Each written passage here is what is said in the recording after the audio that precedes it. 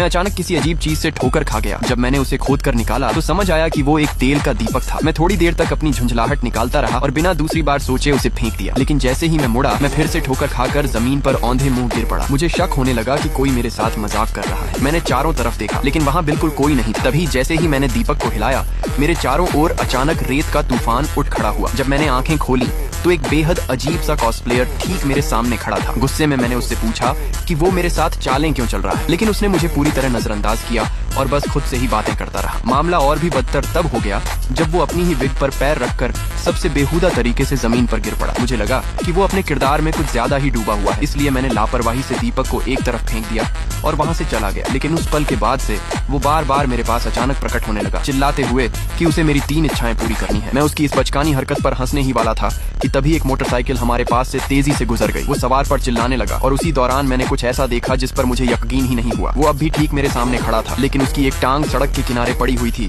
जैसे उसका शरीर से कोई रिश्ता ही न रहा हो। आजकल के कॉस्प्लेयर वाकई कमाल के गियर इस्तेमाल करते हैं, अब तो ऐसे इफेक्ट्स भी कर लेते हैं। यहाँ तक कि जब मैं खरीदारी करने गया तब भी वो हर जगह मेरे पीछे पीछे आता रहा। मैंने उसे चेतावनी दी कि मेरा पीछा करना बंद करे वरना मैं पुलिस बुला लूंगा, लेकिन आसपास के लोग मुझे अजीब नजरों से देखने लगे जैसे मैं ही पागल हूँ। मैंने जल्दी जल्दी समझाने की कोशिश की कि मेरे बगल में खड़े आदमी से मेरा कोई लेना देना नहीं है, लेकिन उनकी नजरें और भी ज्यादा शक भरी हो गई। आखिरकार मेरा सब्र टूट गया और मैं पूरी तरह भड़क गया। उस पर चिल्लाने लगा कि मेरा पीछा करना बंद करे। मैंने तो वो तेल का दीपक भी पानी में फेंक दिया जो उसने मुझे दिया था, क्योंकि मुझे शक था कि उसी से वो मुझे ट्रैक कर रहा है। लेकिन जब मैं एक नए होटल पहुंचा तो वो पहले से ही वहाँ मौजूद था, जैसे वो पूरे समय मेरा इंतजार ही कर रहा हो। उसने मुझे एक और तेल का दीपक पकड़ा दिया, बिल्कुल पहले वाले जैसा। मैं तभी सोच ही रहा था कि इसे किसी एंटीक मार्केट में बेच दूं कि वो अचानक फिर से मेरे सामने प्रकट हो गया, किसी जादू की तरह। मैं उसे सवाल करने ही वाला था कि उसने अचानक मुझे गले लगा लिया। इससे पहले कि मैं कुछ समझ पाता उसने मुझे उठा लिया और हम हवा में उड़ने लगे। क्या आजकल कॉस्प्लेयर के प्रॉप्स इतने एडवांस हो गए हैं सच में?